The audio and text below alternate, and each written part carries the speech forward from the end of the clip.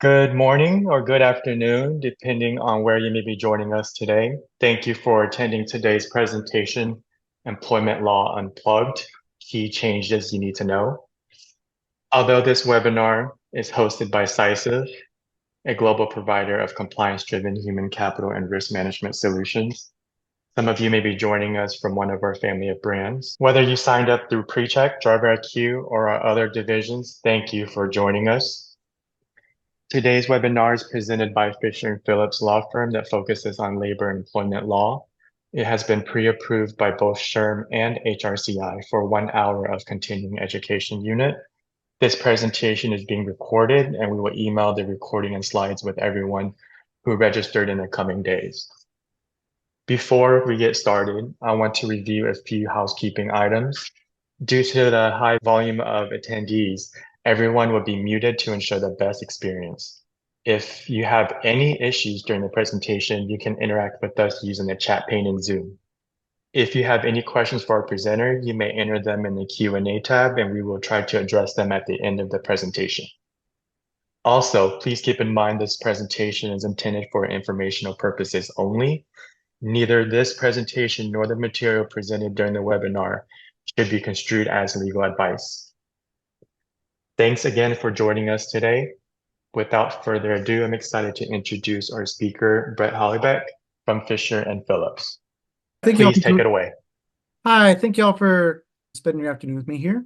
As mentioned, I'm Brett Holubeck. I'm an associate at Fisher Phillips. I've also got my own blog I've used and kept up to date a little bit at TexasLaborLawBlog.com. And today I'm going to be talking about a number of employment issues that have happened. There's some slides related to the FTC's rules regarding non-competition. Some of you may have seen that yesterday and early this morning it was confirmed that one of the courts put a stay in place regarding to these non-competition rules from the FTC.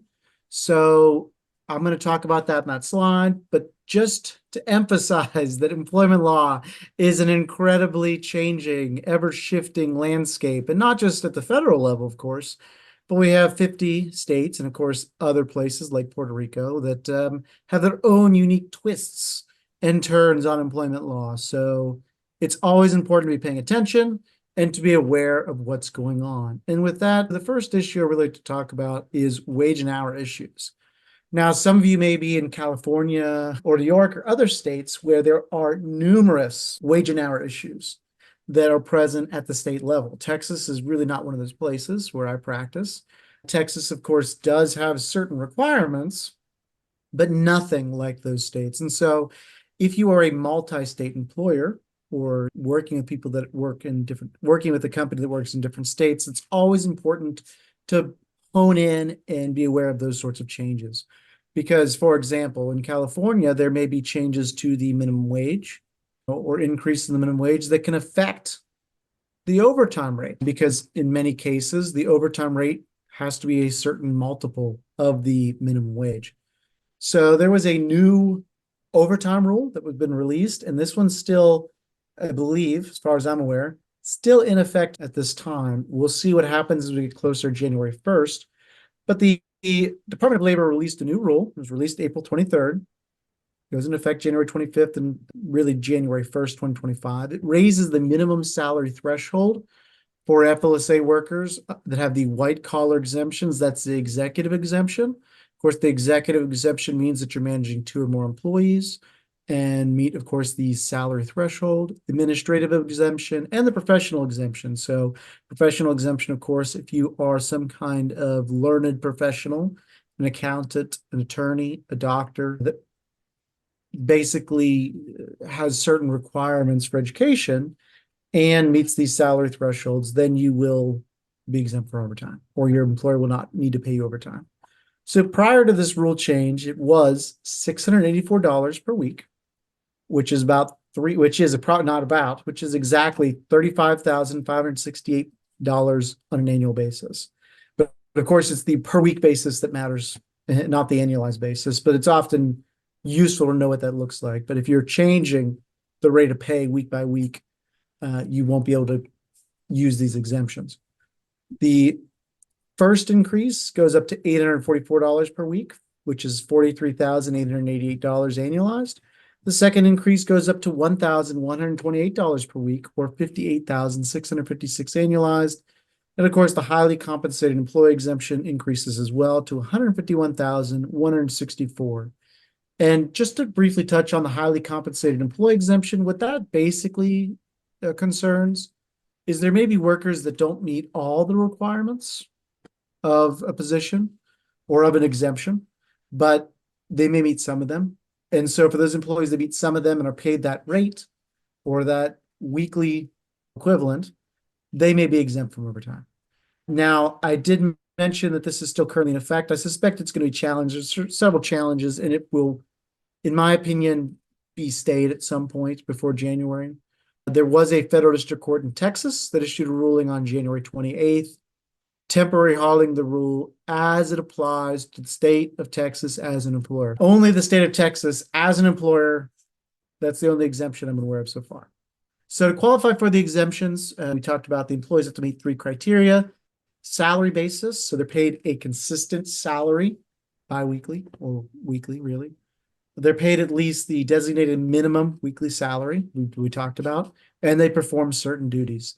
And the salary threshold, what's unique here, is going to be updated every 3 years. The prior increases, for example, in the Obama administration, were one-time affairs. But if this goes through and continues, it will be every 3 years, you're going to have a new higher salary threshold. And as we mentioned before, some jurisdictions like California and others have higher, stricter wage and hour requirements and may already be over these limits. So the most important thing with wage and hour issues that we were seeing are these overtime rules. There are obviously a lot of other overtime issues, and most of those tend to be more state specific. There's been a lot of PAGA litigation for anybody in California. We're seeing more and more off the clock litigation and litigation regarding rounding.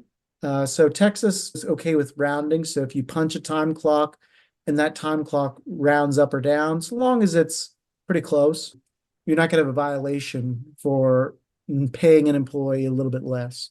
But many states, and we're going to continue to see this across the country, are now giving a high level of scrutiny to these rounding issues, because the rounding used to be done for more administrative purposes. It was easier for them to do the calculations, to take everything together, because someone had to go in the computer, run the payroll, and it was not as easy as it is today. Whereas today, of course, all that time clock information can go directly into the payroll software, and they don't need to give an approximate amount of time an employee work. They can get it down to the second, really. So we're seeing more and more cases against companies for those sorts of violations, especially in employee-friendly jurisdictions like California, New York, Illinois. Just some quick statistics from the EEOC, because I think they're interesting in what they're looking at this year. The EEOC's budget has increased for fiscal year 2023 by $35 million. They filed many more employment discrimination lawsuits in fiscal year 2023. They filed 143, which is up about 50% from the 70 or so that they filed in the prior fiscal year. What we're really seeing is an agency that wants to drive the litigation themselves and is willing to take cases to trial or to a very hefty settlement or some other sort of conclusion if they can't get it through settlement. Many of these don't win on summary judgment, of course, and some of them lose. But we're seeing an agency that's willing to take essentially the worst cases or the most publicly interesting cases, often involving big name companies, and run that through litigation. Retaliation is always the most common charge, and it's up 27% from fiscal year 2022. I can't remember the exact percentage, if it's about half of charges contain a retaliation charge, but essentially almost everybody checks that box. And they check that box on the form because if they're fired, if they suffer any sort of adverse action, reduction in pay, transfer, etc., they're going to allege it's retaliation.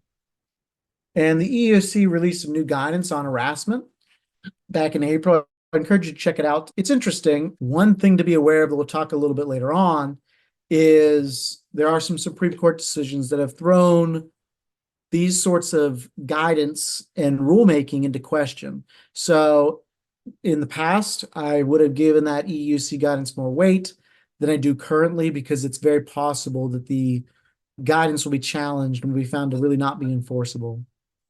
The biggest changes on the EEO front over the past year have really been in the pregnant mothers, nursing mothers area and space. We saw the Pump Act, which is the first one to talk about here, which is Providing Urgent Maternal Protections for Nursing Mothers Act. It went into effect last year in April, and it requires, and most employers are already doing this, but it just makes it even more explicit. It requires employers to provide time and space for breastfeeding parents. And that space can't be the bathroom, cannot be the women's restroom or stall. It needs to be maybe not quite a dedicated space, but it needs to be a space that is usable by nursing mothers to either express breast milk or sometimes potentially to breastfeed their children, especially if there's child care on site. So the ACA, the Affordable Care Act, already required employers to provide reasonable time to express the breast milk in a place for pumping other than the bathroom that is shielded from view in private. But essentially, this new law extends that right to all employees for the first year of baby's life, and it no longer excludes many employees that didn't fall into the protection of the Affordable Care Act. In addition, time to express breast milk could be hours worked. So if the employee is taking a phone call while they're pumping or answering emails or whatever, that's hours worked. The DOL's guidance reminds us that the act does not, as I mentioned, require a permanent space. Some people will convert offices, add a curtain if there's glass on the office so that the employee can have privacy, or have a room that can lock from the inside so that employee can breastfeed. The DOL has provided that employers can use a temporary shielded off space like a storage room or office, like I just mentioned, with a table and chair and appropriate signage to warn the others that the space is restricted. Essentially, there should be a private area where the employee can go freely, not be disrupted or get unwanted visitors, and can uncover themselves to express the breast milk while still perhaps performing their job duties. Of course, you don't want to have video surveillance, and you want to make sure that employee is comfortable in that working environment as well. Maybe a chair that is easy to breast pump from would be, to express breast milk would be ideal. Another thing that we saw this past year or so is the Pregnant Workers Fairness Act. And this was a major law that has had a lot of impacts in the workplace. It requires employers to consider employee and applicant accommodation requests related to pregnancy, which kind of goes with the Pump Act that we talked about, childbirth, or related medical conditions, the same way you consider requests for accommodation for disabilities under the ADA. Essentially, this is the interactive process that you go through for disability related request under the ADA. Now that same process is used for pregnant employees. Now it only applies for companies with 15 or more employees. And there's several key things you need to know. So it prohibits employers from placing an employee impacted by pregnancy, childbirth, or related medical conditions on a leave of absence when a different reasonable accommodation option is available. So you can't force somebody to take a leave of absence, even if it's against perhaps the best advice, the medical advice. There have been some examples of, I think they were police officers who were pregnant, and the police department wanted to put them on leave because they were patrol officers and could be at risk for their baby. And the company was worried, or the department, I keep saying company, the department was worried about liability. But you can't just force somebody to do something like that. Now, if they can't perform their job functions, that may be different. But generally speaking, a pregnant employee can perform their job functions regardless of their pregnancy, unless maybe they're on bed rest and cannot physically come into the job. So some accommodations may be allowing employees to sit to work longer. If they're at the checkout desk, they're ready to cashier, they may need a stool. Drink water. Pregnant women need to drink water. So they have the ability to maybe have extra water or have extra water breaks or have water near their workspace. Providing closer parking spaces for obvious reasons. Pregnant women have a lot of difficulty moving around, and getting from the door to their vehicle, especially if it's far. So having a vehicle space may be something that can accommodate them. Flexible working hours, they may need a lot of appointments, especially as it gets close to the end of the pregnancy. Providing appropriately sized uniforms and safety apparel. So obviously pregnant women, they go through changes as their pregnancy progresses, and the clothes may not fit anymore. Their uniform that they had at the beginning of their pregnancy or when they began working for the company may no longer work. So they may need new uniforms, and you may need to provide those. And they may need additional break time to use the bathroom, eat, rest. You should treat them the same way you treat somebody that needs that accommodation for a disability related reason. Maybe it's IBS, or maybe it's some other condition, or some medical condition caused by their medication for that condition that causes them to use the restroom more frequently. Just let them go, be accommodating. Excusing workers from strenuous activities or activities that involve exposure to compounds not safe for childbirth.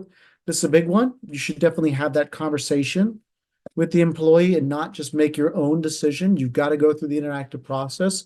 So even if you know that this chemical that maybe is required to be used in their job is harmful or could have side effects or impacts on the child in the womb, you need to speak about that with your employee, work on accommodation, go through the process. Don't just move them away from the position and make up the accommodation you're going to give them. Don't go in and say you're not going to be doing that job anymore. You're going to be doing XYZ job without any input from them. And that's where companies get into trouble. Of course, giving leave or time off to recover from childbirth is another obvious accommodation. Typically, that was also covered under the FMLA or other forms of leave, the disability leave, but now it's just made more explicit. I want to talk a little about employment agreements. There's been a lot of changes regarding employment agreements over the last couple of years and the way that employers are using these employment agreements. So the very first one is arbitration agreements, jury waivers. There was a couple of Supreme Court cases a few years ago that have upheld the validity of arbitration agreements. So these are still permitted in most states under federal law. We use them all the time here in Texas. Sometimes we use jury waivers in place of arbitration agreements just because we may be more willing to go to trial on certain issues or certain kinds of cases, typically if there are certain class action concerns versus an arbitration, or we might do class arbitration or something like that as well. Some states do not permit such waivers or have narrowed their enforceability. You should again be aware of your state's law. Efforts to return or limit arbitration, especially in places like California, where those efforts have pretty much continued unabated, are still going to be going on. Now, here we get to a slide where we're talking about a law that, that was in limbo, and I said until August or September 2024, and the limbo is more or less over. As of yesterday evening or early this morning, there was a federal court that stayed this FTC ruling. So what the FTC ruling would have done is the proposed rule would prohibit entering into any sort of new non-competes for any employees and maintaining any existing non-competes except for certain highly compensated employees, basically owners, former owners of the company. So I mentioned that legal challenges are virtually certain. Not only are they virtually certain, but we've seen the initial step where a judge has stayed this, and we'll see this battle continue. We won't get real clarity for a couple months, but it seems like for now, this law is no longer in effect, at least from the FTC. Non-compete agreements have, however, had, some issues with the NLRB. There's a general counsel memo that was released in May that talks about most non-compete agreements violating Section 7 of the NLRA. Of course, Section 7 is the section that deals with protected concerted activity. That's when employees are acting on behalf of themselves or other to improve working conditions. And essentially, the NLRB's argument is that the denial of access to these employment opportunities chills employees from engaging in Section 7 activity because they can't move jobs as easily. They may be less likely to engage in this activity. The NLRB's position, and I think it will not hold up in court either, is that offering, maintaining, or enforcing non-compete agreements could be an unfair labor practice. And I think we've seen at my firm, like I mentioned, we have several hundred attorneys, 600-700 attorneys, something like that. We have seen, or we're starting to see unfair labor practice charges related to non-compete agreements. And the NLRB. I'm not aware of any that have reached the way that the NLRB works. The first stage is the region. So I'm not aware of any region level decisions, and I'm certainly not aware of any board level decisions above the region or court, Fifth Circuit, Sixth Circuit, any of the circuits deciding a case related to this now. So we're at the very first stage where these charges have been filed. They're beginning to be investigated. We're submitting position statements about them. And eventually the region will issue a determination followed by the board. And most likely, if what I predict happens, the circuit court will issue a ruling finding that these are enforceable, and the board's decisions prohibiting their enforcement will be found to be unlawful. I want to talk a little bit about employment agreements because it's something that comes up a ton in my practice, and it's something that a lot of companies get wrong and can create a lot of headaches. So employment agreements, you need to have them in writing. And you should have employment agreements for or signed offer letters or whatever it may be for every employee, something very simple. It doesn't need to be anything very complex. But the reason you do that is it's in writing. It's clear what the pay is. It's clear what your rights are. And if you want to have any sort of non-compete, you need to have it in the employment agreement or really in a confidentiality agreement or employment agreement. And that's the only way that it will be enforceable. So if you don't do this at the beginning of employment, it may be more difficult to enforce a non-compete or non-solicitation later on. The employee should receive a copy of the commission employment agreement, just so they know what's going on. Typically, the biggest issues I see on this are wage and hour issues where commissions come into play. Commissions are probably one of the biggest areas of litigation related to these employment agreements, breach of contract. And so it's just very important to outline when is a commission earned or when is the commission not earned. I want to talk a little about the National Labor Relations Act. Some of you may be saying, I'm not a unionized employer. I don't have any unions. I have no stewards, no unionized employees. I'm going to tune out now. He talks about the NLRB and the NLRA. And I'd highly recommend you don't do that because the NLRA applies not just to unionized workforces, but to every single workforce. And its impacts, I think, in a lot of ways are broader than the impacts from the EEOC or similar agencies that enforce discrimination laws. What's Section 7 activity? Section 7 activity is essentially the employees have the right to either organize, to form, assist, or join labor unions. They can form a new branch of the IBEW, the Teamsters, whatever, form their own union. If they have a company union, oftentimes those would be company name, union, Starbucks union, Burger King union, McDonald's union, whatever it might be, to bargain collectively through their chosen representatives. So they have the right to try to seek collective bargaining through that. They have the right, and this is the big one where it really impacts non-unionized workforces, to engage in other concerted activities, other group activities for the purpose of collective bargaining, working together to improve the workplace and working conditions, or other mutual aid or protection, or to refrain from such duties. So we're going to talk about what that means. Employees really have the right to be in a union or be union free. So Section 7 rights. So they have the right to complain by email, social media email. We need to have pay transparency. It's not fair that we don't know what all employees are earning. They can blast that on social media. They can send that by an email to the company. They can include that in a Slack thread, Teams thread, whatever it may be with other employees there. They can make repeated disruptive complaints regarding pay and benefits. We're not getting paid enough here. The workers across the street doing the same job at this other place are making more money than we are, and we're only making $10 an hour. They're making $12 an hour. And some of the workers here that are being paid more don't deserve it, whatever it might be. That's pretty disruptive, especially if they call people out by name. That would be protected. Organized and concerted work stoppages and walkouts, those can be protected as well. There's a little bit more nuance there, but certain work stoppages may be protected. And it depends on the factors, and it requires a little more analysis. So if there is a work stoppage, I always recommend you reach out to your employment counsel, more really your labor counsel, if you have segregated counsel between labor and employment or separate counsel. but it is very difficult, or it can be very difficult to respond to a stoppage or a walkout. Discussions of confidential internal investigations. The NLRB generally allows people to discuss these investigations. They may be limited to after the conclusion of the investigation, but honestly, it's a bit of an open question. The NLRB is very pro-employee. Excuse me. So it's something that you need to be careful of. If employees are discussing internal investigations about who's being investigated and for what, that's probably going to be protected. Discrimination, retaliation for engaging in protected concerted activities. Again, those are any activities to improve the working conditions. And social justice conversations maybe as well. For example, there's been a lot of litigation regarding Black Lives Matters, pins, buttons, shirts, other things in the workplace.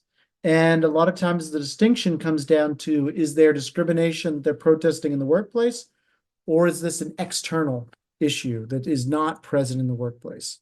So some regions, and I think administrative law judges, have upheld basically the employee wearing these sorts of pins and buttons because they were protesting racial discrimination in the workplace. Other places have found that they weren't protected, and that was because they didn't have anything to do with the workplace. There was no racial discrimination claims and no other issues. And a better example may be, since we're in the political season, a political pin. So a Harris for president pin and a Trump for president pin, those aren't going to be protected probably, but a Harris for president pin, because I think both candidates have talked about not taxing tips. Harris for president because she won't tax our tips.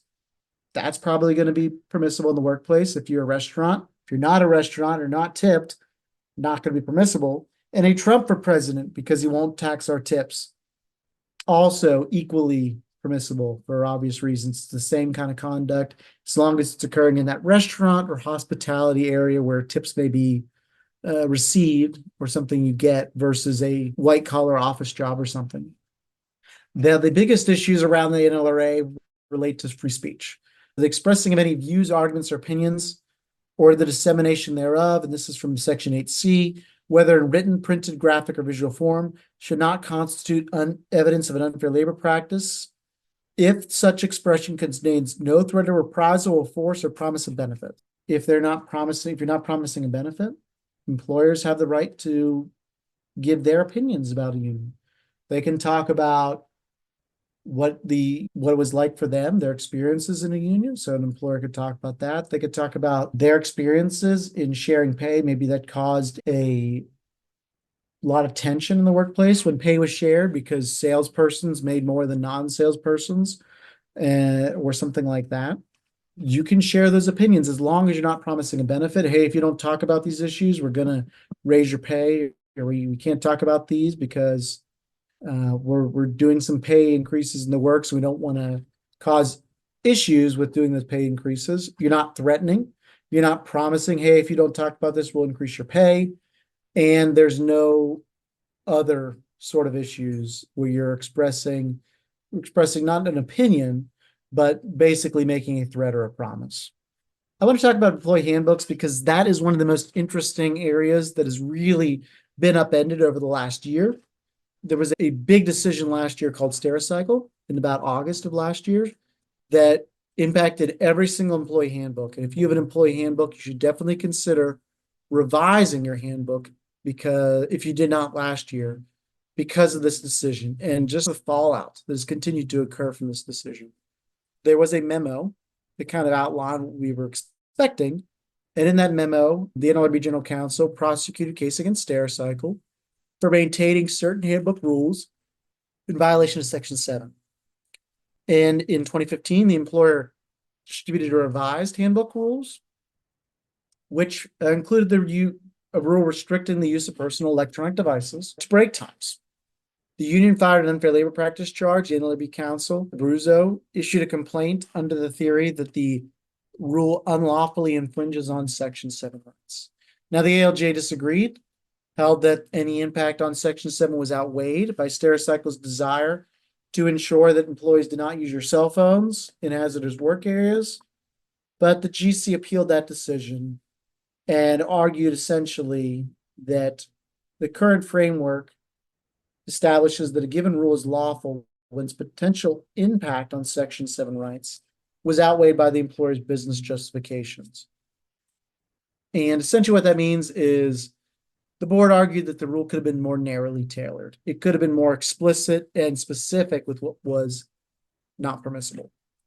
So we're seeing the pendulum swing back towards the Obama era standards. And really what they did in this decision, the Stericycle decision, was go back to something very close to the Lutheran Heritage decision. And the chairman of the board stated that interpreting a rule under the Stericycle test, the board will take the perspective of the economically dependent employee who contemplates engaging in Section 7 activity. I really agree with Member Kaplan's dissent here. He's one of the more pro-employer board members. And I think he really stated what the rule actually is versus what the chairman articulated there. His interpretation was that employers would be well advised to avoid a finding of presumptive unlawfulness by retaining competent legal counsel or employment counsel to craft, for inclusion in their employee handbook, language that, and this is the key part of this kind of dicta from the decision, language that would make it impossible to interpret any rules contained therein to restrict Section 7 activity. And I'm going to talk about some examples of how crazy, in particular, these handbooks now have to be. Many of you have handbooks that are 20 pages, 30 pages long. A lot of these rules now to be expanded from a few sentences to a paragraph to cover essentially what Member Kaplan is talking about. As I mentioned, they're going to examine the rules from the perspective of an employee. They're going to look at whether an employee could reasonably interpret, and I am using air quotes there because Member McFerrin's reasonably interpret means something basically, in essence, is there any way I can think and interpret this rule that it would be unlawful? If I can think of any way that this rule is unlawful or has a coercive meaning, then presumably it's unlawful. The employer does have the option to rebut the presumption by providing the rule advances a legitimate and substantial business interest that they're unable to advance with a more narrowly tailored rule. And that's key. Could you tighten this down a little bit more? Could you tailor this a little bit more? If you can, you lose your defense as the employer. Other policies invalidated in Lutheran Heritage, the prior Lutheran Heritage standard, and what we expect to continue, and we're seeing some of these cases play out under Stericycle. No profanity or abusive behavior towards coworkers. No disclosure of confidential information. No recording in the workplace. No conducting personal business on the employer premises. No false, disparaging, or misleading statements about the employer online. So you can make that kind of thing is permissible. Positive professional manner in the workplace. Some of this stuff is just so innocuous and so bland that these bland statements in the handbook that don't really do anything. Everyone needs to have a positive and professional manner in the workplace. You'd be hard pressed to find a firm definition of what that means. A lot of employers are removing this sort of fluffy language that doesn't really do anything, or are being more explicit in what that means to avoid, and including a disclaimer to avoid an NLRB violation or charge. And of course, employees are permitted to use logos, insignia, and trademarks, particularly for union organizing or protesting. So what other rules are vulnerable under Stericycle? Civility rules, courtesy rules, rules limiting protected complaints by prohibiting damaging statements. So you can't you can't go on there and make a bad statement about the company. They can do that. They can potentially do that, and even especially if it's true.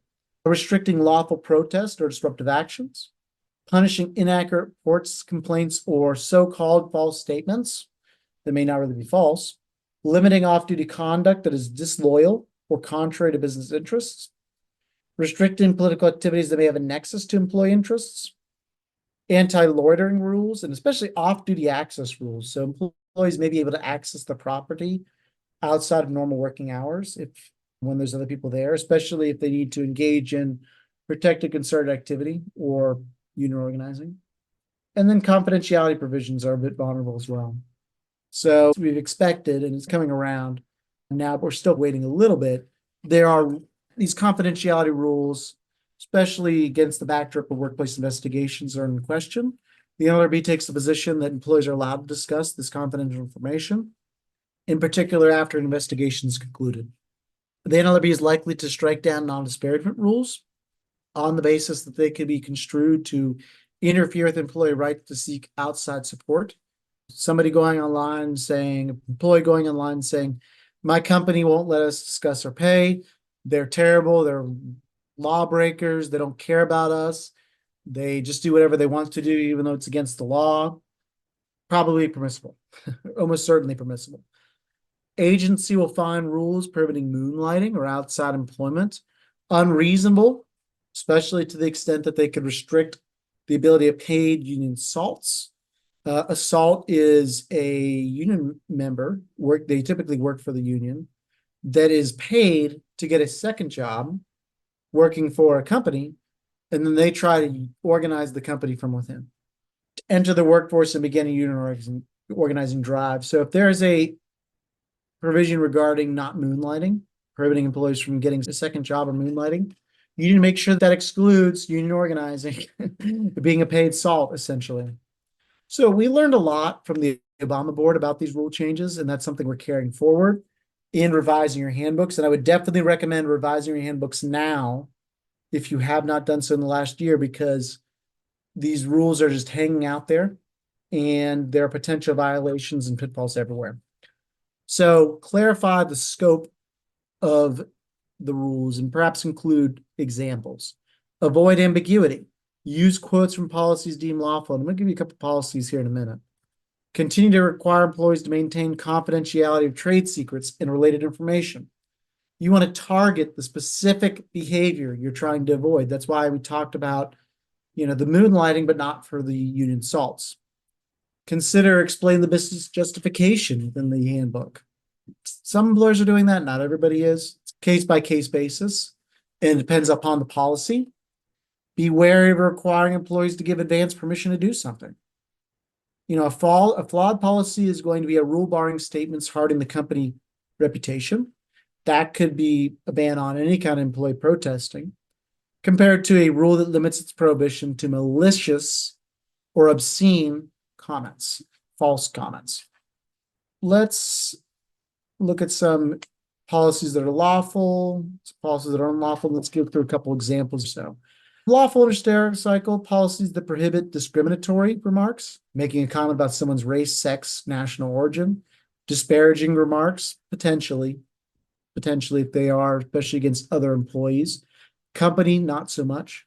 Bullying, harassment, or retaliation. We are narrowly drafting these to oftentimes raise that are discriminatory. Threats of violence are never permissible. Representing an opinion as an official company policy.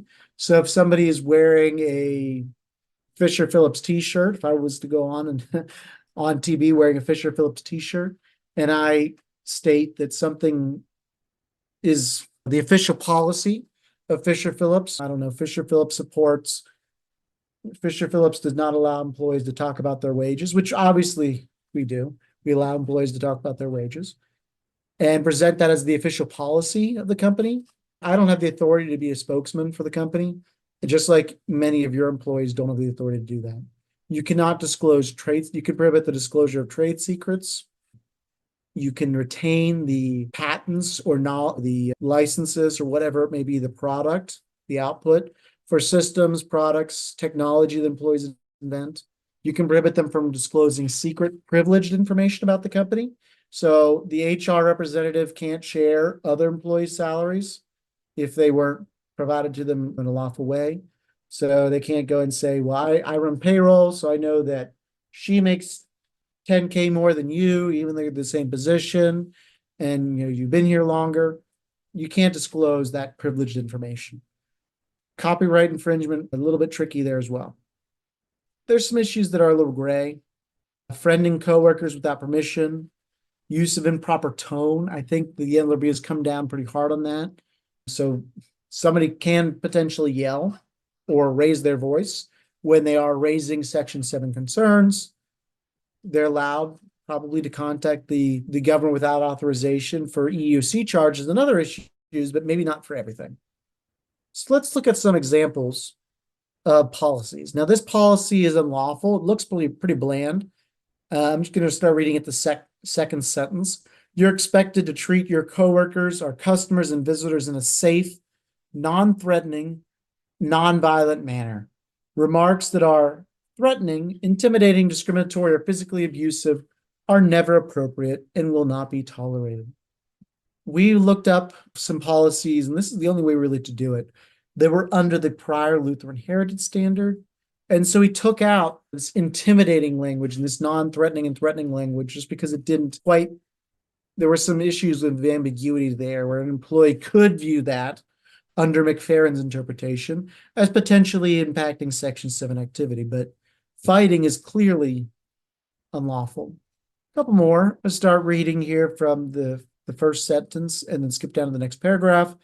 Employers are prohibited from using social media to post or display comments about coworkers, customers, vendors, suppliers, members of management that are disrespectful, uncourteous, hurtful, threatening, or intimidating, or harassing, will constitute a violation of the company's policies, etc. The second paragraph, employees are prohibited from using or disclosing any information related to products, production processes, designs, or information that has been designated or marked as business sensitive.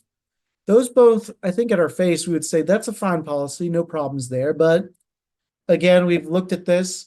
Disrespectful, uncourteous, hurtful, calling a supervisor names. And there have been prior cases where expletives were used in postings about supervisors that were upheld under the prior standard, which we now follow with Lutheran Heritage, which basically has now become Stericycle again. The 2 standards ago, not the Trump standard, but the Obama board standard, we're basically back in that boat. So you can still prohibit obscene, abusive, physically threatening, profane comments, but maybe not disrespectful. Any information down below is just too broad. It could be a non-trade secret information, could be information about their own wages, but you can prohibit them from sharing trade secret information or other proprietary information. This is, I think, a really good example because this looks like this is actually part of what Stericycle was about, as you may recall. And this looks like a pretty bland policy.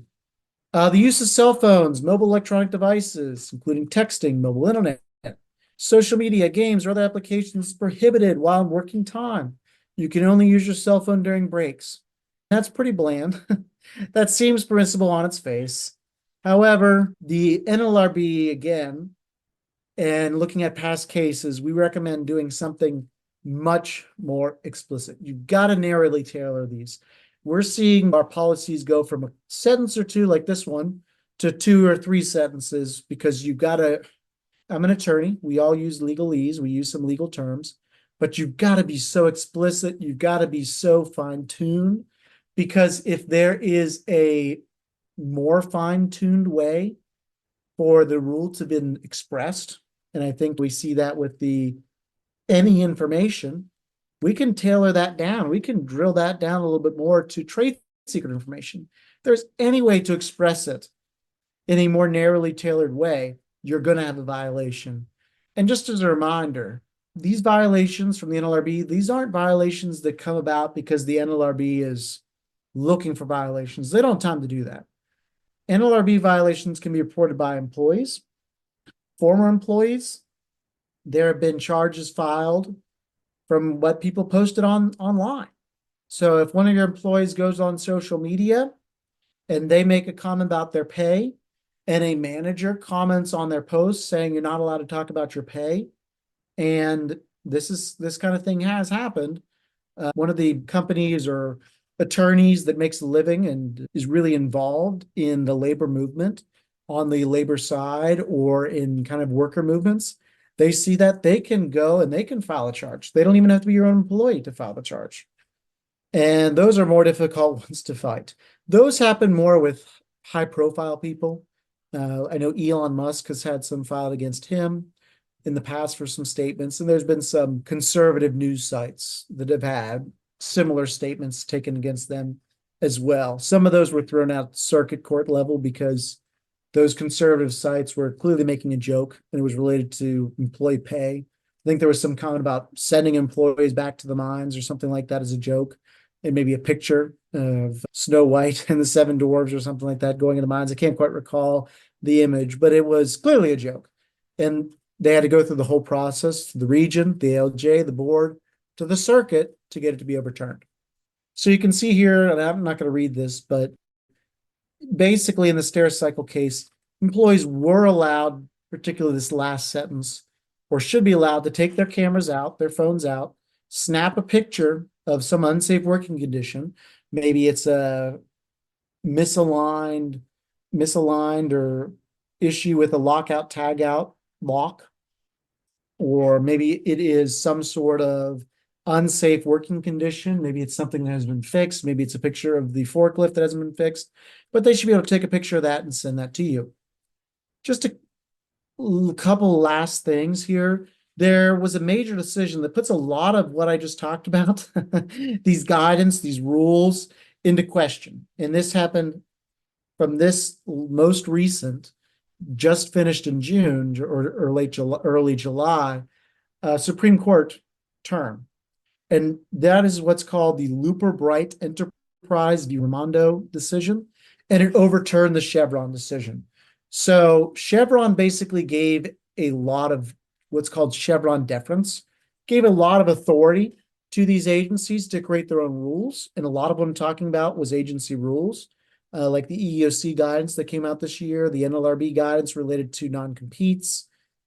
Chevron gave a lot of, under the Chevron doctrine, these administrative agencies were interpreted to have a lot of authority to make these rules, even if it wasn't maybe explicitly given in the statute. But this most recent decision has removed that authority and placed it back in the hands of the legislature. And basically, if any action is challenged in court, courts are going to respect under this new rule, they're going to respect the agency authority if it has been properly delegated by statute. And that's one of the big issues with the FTC decision as well. It's not designated by the statute that they have the authority to set and to prohibit non-competes across the country. And basically, this is the crux of the matter. If the law is ambiguous, courts now get to decide whether the agency acted within statutory authority instead of giving them deference. What are we seeing? We're seeing a lot of rules that could be challenged. The overtime rule, tip pooling rule, tip credit rule under wage and hour issues are one thing that may be subject to challenge. The quickie election rule and the NLRB, the non-compete rule, some remedial framework for unfair labor practices, especially as they relate to the damages that could be received. Those are some of the labor law changes we're seeing, and the joint employer rule as well. The EEOC, I mentioned there's been a lot more guidance. That guidance is not going to get the same level of deference as it did before. And it may not be the case that the court should consider that deference in litigation. As an example, there's a lot of EEOC guidance related to considering convictions in the hiring process. That's all guidance. That all is now called into question. And numerous other landing pages as well that they have on their website, guidance and manuals and things. Workplace safety. OSHA has recently issued a broad electronic record keeping rule and a rule allowing union representatives to have more access to the company during safety inspections and walkarounds, even in non-union settings, if there's union organizing. So these are major changes. And a lot of these are rules that occurred a year or two ago, but we're going to see them being challenged now under this Looper Bright Enterprises standard. MSHA, the Mine Safety and Health Administration, for anybody that has any sort of mining or oil and gas operations that may be subject to certain rules, released a rule regarding respiral silica, their silica rule, which is a major rule. A lot of people that deal in the workplace safety space, like I do, have been following those rules regarding respirators and what needs to be done, and that's all called into question. We talked about the non-competition rules with the FTC and the NLRB. Pay equity rules. So the EEOC does often put out their sort of their sort of yearly goals or their plans for the year or for a certain period. Pay equity has been a big one in some of the EEO data reports. And if Harris becomes president, I would suspect that we may see pay equity come up again in the EEO1 reports, that any company that has 100 or more employees and certain federal contractors that may have 50 or more employees have to do. Immigration, a lot of immigration rules is carried out through policy and regulations rather than laws passed by Congress. We're going to see that called into question as well. Federal contracting compliance. There's been a lot of if anybody's a federal contractor, a lot of federal contracting rules regarding compensation, auditing, scheduling. That's the affirmative action element at the bottom. So we are seeing tons of those regulations now being challenged. And if you have the ability to do, we're seeing that challenge not only in NLRB charges, EEOC charges, DOL audits, OSHA audits, MSHA audits, MSHA inspections, charges, whatever. We're seeing that in case law, in cases as well, where companies are making these arguments too. And with that, I just want to mention that again, these rules are ever changing. There's been a lot of activity in the last year. It always cools down a little bit, a couple of years into an administration. So next year should be even more interesting, especially if the board, the National Labor Relations Board, shifts because the Trump administration comes into power again. He assumes office again in January, because right now the board is made up of 3 Democrats and 2 Republicans, and the board would flip pretty immediately within a couple months. And the general counsel would be replaced immediately upon Trump assuming office. So a lot of the board's priorities would shift dramatically. Whereas Harris's policies, well, not a continuation entirely of Biden's policies. She had her own proposals when she was a senator, and we would expect she was a big driver of the pay equity issue and sort of family leave issues as well. We would expect her to be more assertive in those areas, but that's more of a continuation from the Biden administration than a dramatic change from Democrat to Republican or Republican to Democrat administrations. And with that, I'm going to see if you have any questions here.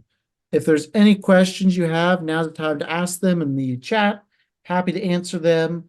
As always, I am happy to answer any hypotheticals. This is probably the cheapest you can ask a hypothetical question to an employment attorney and get a response on.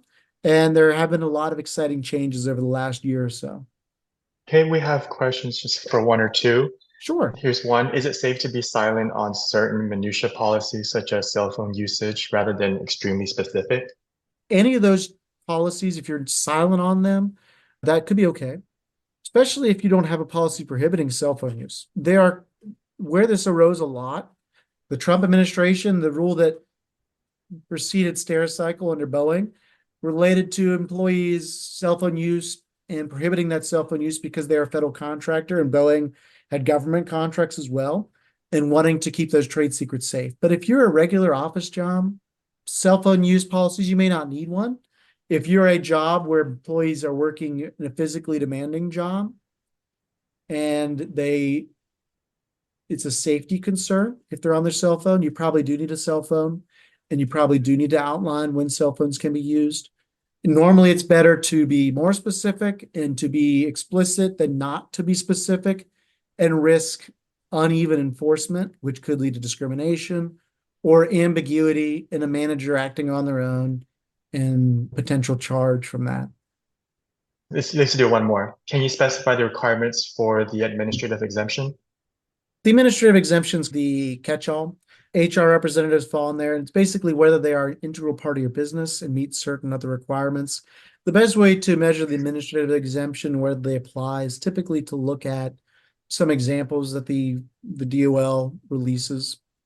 But those are going to be people like those could be people like HR representatives, certain accountants, certain other positions like that, where they're an integral part of your business, but they may not meet the professional exemption. And again, the best way to do that is to, if you have questions, is to run a search, because it is the most amorphous of the exemptions, and the case law and the rules and regulations are more or less going to control. So it's just so much easier to run a check and see if that position's been exempt, unless it's a common one that you know has been exempt. Thank you everyone for joining us today. Brett, I'd like to thank you for being with us and providing us with such an informative and timely presentation. If you have any questions about our background check solutions, you can scan the QR code on the screen right now to get in touch with one of our screening experts. As a reminder, we will share the SHRM and HRCI credit information, recording, and slides via email in the coming days. Thanks again for joining us and have a great rest of your day, everyone.